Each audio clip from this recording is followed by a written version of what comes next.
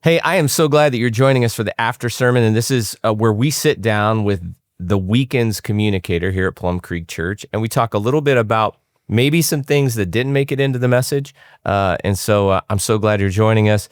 Pastor Doug, you preached this weekend, and honestly, I was thinking about it this way. This weekend has been a race for the starting line. Yeah. In a bunch of ways. That's been, Tell me what's been on your heart this week as you've thought about this week's message as we conclude the Next Is Now series. yeah, that's a good question. I mean, I feel in my heart clearly that God is on the move at Plum Creek. And when we look at this challenge that lies in front of us to create some extra space for our ministry influence to continue to grow, I'm excited about what this means for all of those that call Plum Creek home, that have an opportunity to walk through this exercise of hearing his voice, getting excited about what he's doing, about being part of it, and then just making a commitment to trust and to watch how God will provide. We've already gotten several stories from people where things are already starting to move in a way that is just showing God's provision. And there's others that are walking through seasons where they're like, this is going to take a miracle. And I can't wait for us to experience that together. And then to actualize, in the future, what it means to have a growing impact on this community. It is extremely exciting to me. I'm very proud of our church. What would you say when we talk about risk and the value of risk, stepping out in faith, that every movement of God requires somebody to pay some sort of price, like step out and risk? Yeah.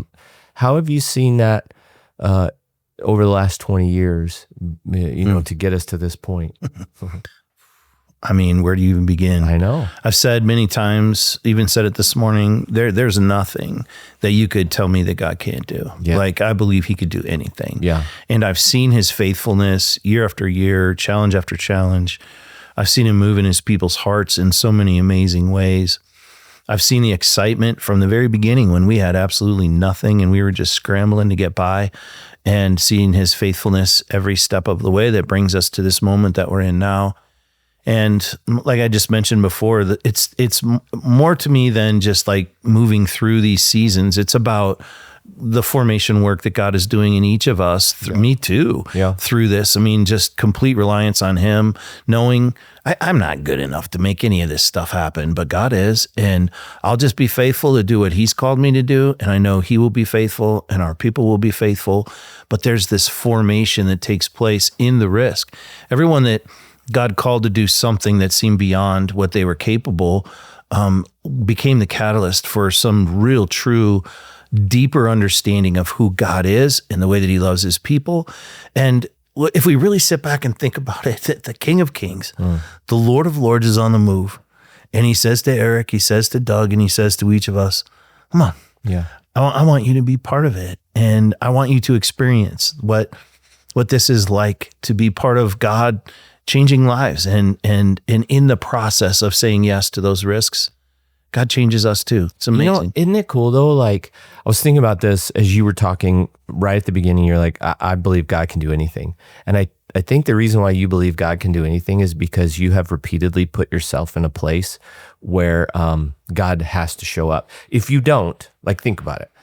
If you don't put yourself in a place for God to show up, you never know what God can do. Yeah. Right? Never. Yeah. And how I think the hardest thing for me, the hardest thing for most of us is to put yourself in a place for God to show up means that you have to let go of like some security. You have to let go of some stuff. You have to be vulnerable. But it's powerful because you get to a place in your life where once you've experienced him, it makes the next step a tiny bit easier, right? Oh, yeah. I think that it would be a complete misnomer to say that there's not fear surrounding those moments of risk. We see that in Gideon's life too, where God's even so carefully saying, hey, go down. Let me show you what's happening down there to help bolster your faith even more to take this move. Yeah. So he does that for all of us. Well, I mean, I think that's what I love about the story. You preached out of Judges 7, which is the story of Gideon, and we tied it back to the Hebrews passage, which we've been rolling through. But his story is an amazing story because last night when you were preaching, I wrote this note. I'm like, everything feels impossible if you're looking at the wrong thing, right? It all depends on what you're looking at. Yeah. It all just depends. Like if you're looking at, 135,000 people and I've got a couple hundred, looks pretty bad. It looks scary. Looks real rough. It's like, man, God is not an accountant. He's a horrible military strategist. Horrible. But it's all about like what you're looking at. I mean, in this season, these moments really do define what you're going to look at, where your gaze is going to lie. Because when you look at God, then everything begins to change, right? Shift. So it'll be fun someday to talk to Gideon about that, because the second you get your eyes off God and you think this is dependent on us, the whole thing it doesn't work. And it would just be, you'd be paralyzed with fear. Oh yeah. And I love that. Like in this stage that we're in, this next is now, and the sacrifices and all the things that people are feeling led to do to contribute and be part of what's happening. We just have to keep our eyes on Jesus. This isn't about us doing more or earning more or somehow figuring out how to make these commitments. It's about our eyes fixed on Jesus, and he's going to do it. That fires me up. It's going to be exciting to, even in my life, Beth and I, we're praying that God's going to provide in very real ways, and we'll be able to meet our commitment to this as well. So this is an exciting time, man. It is exciting. It is, and I think I like what you said. It doesn't like fear goes away, but every time that we step out and we put ourselves in a place where God must show up, it does do something in our heart. It changes something in us, right? Like it makes, I don't know, it like puts a deposit in our faith bucket where the next go round you go, God's got this. I think it's like working out, right? Like you do it, then you have confidence that you can do it again. But if you wait too long, all of a sudden that muscle starts to fatigue a little bit.